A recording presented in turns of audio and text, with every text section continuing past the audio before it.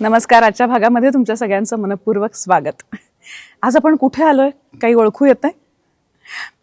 अजिंठा डोंगर रांगेतला हा किल्ला गेली 800 वर्ष आपल्या पराक्रमाचं, वैभवाचं रोमहर्षक भांडार सांभाळून उभा आहे.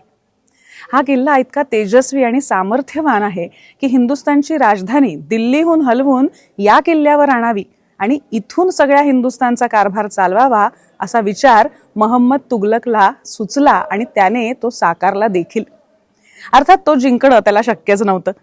त्याने फंद फितुरीचा उत्तम उपयोग करून तो मिळवला.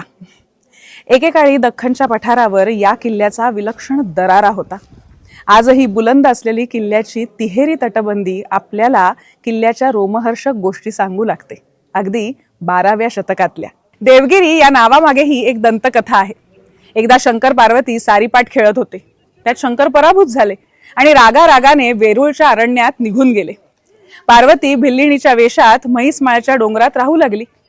या भिल्लिणीवर शंकर अनुरक्त झाले आणि त्यांनी देवांना वेरूळ परिसरात येण्यास मनाई केली आणि जवळच असलेल्या ज्या डोंगरावर देव राहू लागले तो देवगिरीचा डोंगर होय.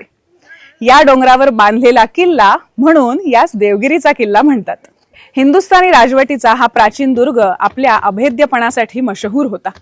गडाची रचना इतकी बिकट की आत प्रवेश करणं निव्वळ अशक्य.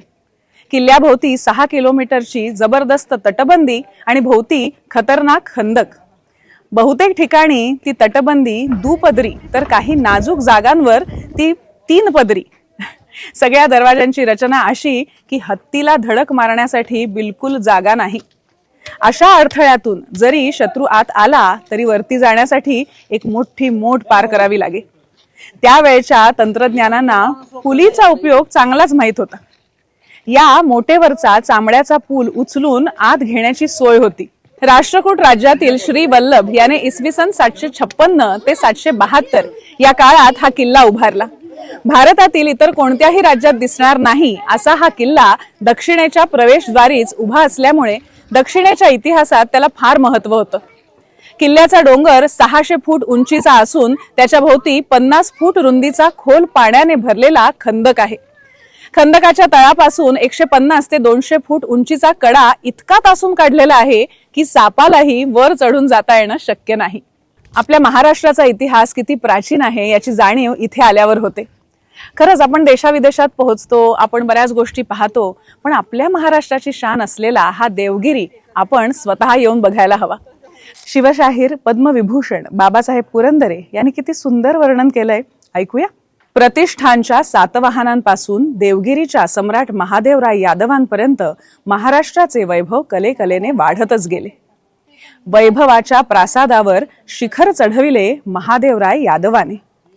जीवनातील सर्व विषयांची दालने समृद्ध झाली. महाराष्ट्र राजश्रिया विराजित, लक्ष्मी संपन्न, विद्यालंकृत, समर धुरंदर, श्रीमंत झाला. उणीव कुठे उरलीच नाही. राजा महादेवराय स्वतः रुद्रासारखा शूर होता. तो स्वतःला श्री पृथ्वी वल्लभ द्वारावती पुरवराधीश्वर परमेश्वर असं म्हणवित असे. इतर राजे त्यांचे नाव ऐकूनच थरकापत, परंतु हृदयाने आणि नीतीने तो तितकाच थोर होता की वैऱ्याची ही मान आदराने झुकावी. प्रजेवर त्याचे व त्याच्यावर प्रजेचे अपार प्रेम होते. तो शूर होता पण क्रूर नव्हता. त्याचे ब्रीदच होते, अयम शिशु स्त्री शरणागतानाम हंता महादेव नृपौ न जातू. म्हणजे ह्याचा अर्थ असा की प्रतिस्पर्ध्याच्या बायका मुलांवर आणि शरणागतांवर महाराजा महादेवराय शस्त्र उगारित नाही. यादव राजे धर्मसहिष्णू होते.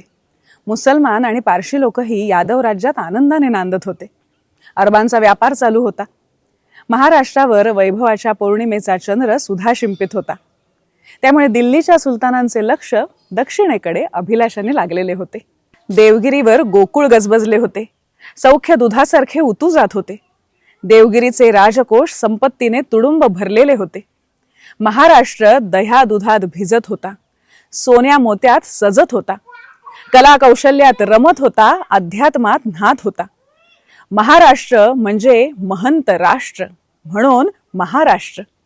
महंत म्हणजे थोर. देवगिरीला म्हणत सुरगिरी. भिल्लम यादवाने बांधलेल्या या राजदुर्गाची प्रतिष्ठा आणि ऐश्वर्य इंद्रनगरीशी स्पर्धा करीत होते. म्हणूनच यादव राजे स्वतःला म्हणवून घेत देवगिरी पुरवर पुरंदर. पृथ्वीवरील राजांमध्ये जी संपत्ती, जो प्रताप, जे बल, जे यश लोकोत्तर म्हणून असेल ते सर्व राजा महादेवरायाच्या ठाई एकवटलेलं आहे, अशी यादवांच्या वैभवाची कीर्ती होती. यादव साम्राज्यात भिल्लम, सिंघण, कृष्ण, महादेवराय यांच्यासारखे प्रतापवंत राजे झाले. खोलेश्वर, बिचणदेव, शंकर यांच्यासारखे पार्थ पराक्रमी सेनापती झाले. मुकुंदराज आणि गोविंद प्रभू यांच्यासारखे महात्मे झाले. भास्कराचार्य आणि लक्ष्मीधर यांच्यासारखे खगोलशास्त्रज्ञ झाले. केशव आणि धनेश हे तर साक्षात अश्विनी कुमार होते. अनंतदेव, विज्ञानेश्वर, अमलानंद, चंगदेव यांच्यासारखे विद्वान तत्वज्ञ तर कितीतरी. शांगधर हा अथांग संगीत रत्नाकर होता. नृसिंह, नरेंद्र, शैल्य यांच्यासारख्या कवींची प्रतिभा दोन्ही मुठींनी काव्यकस्तुरी उधळीत होती. शिवाय शिल्प, नृत्य, स्थापत्य इत्यादी अनेक कलांचे व विद्यांचे अनेक उपासक यादव छत्राखाली निवांत साधना करीत होते. महाराष्ट्राच्या कलेची, विद्येची आणि ऐश्वर्याची कीर्ती खूप दूरवर पसरली होती. वैभवाच्या शिखरावर कळस झळकत होता. राजांसारखेच राज्य होते. महाराष्ट्र कल्पवृक्षाच्या तळवटी नांदत होता. देवगिरी, पाटण, पैठण, सिन्नर, धाराशिव, मेहेकर, वाशिम, नाशिक इत्यादी नगरे सौंदर्यपूर्ण व वैभवशाली होती. तेथे त्रिमाळिक ढवळारे म्हणजे 3-3 मजली घरे खूप होती. मोठे मोठे वाडे, अप्रतिम राजप्रासाद, भव्य अट्टालिका, उत्तुंग सौध, नद्यांचे विस्तृत आणि प्रेक्षणीय घाट, विशाल तलाव, सुंदर विहिरी व रमणीय उद्याने यादव राज्यात अगणित होती. देवालये इतकी अप्रतिम होती की विश्वकर्त्यानेही वाह म्हणून मान डोलवावी. शिल्पकारांचे छिन्नी हातोडे त्या दगडी चिऱ्यांवर नाचले ते जणू वीणा मृदुंगाच्या तालांवर आणि रागरागिणींच्या सुरावरच. किती सुंदर कोरीव काम होते. शिल्पकारांनी दगडांना हसविले होते, दगडांना रडविले होते. मंदिरातील देवदेवतांच्या मूर्ती तर रतिमदनाहूनही सुंदर. अपार लावण्याने भक्तांना वेळ लावणाऱ्या असंख्य मूर्ती महाराष्ट्रातल्या देवळा रावळात नांदत होत्या. पृथ्वीधर नावाच्या जैन श्रीमंताने देवगिरीस एक सुंदर जैन मंदिर बांधले होते. हे श्वेतांबरी मंदिर म्हणजे देवगिरीचे एक भूषण होते. पैठणची पेठ तर जगत प्रसिद्ध होती. पैठणात अत्यंत उंची व कलापूर्ण अशी रेशमी भरजरी पैठणी तयार होत. लग्नात विहिणी रुसत त्या पैठणच्या भरजरी पैठणी करताच. अशोकाच्या वेळेपासून पैठणच्या वस्त्रांची कीर्ती गाजत होती.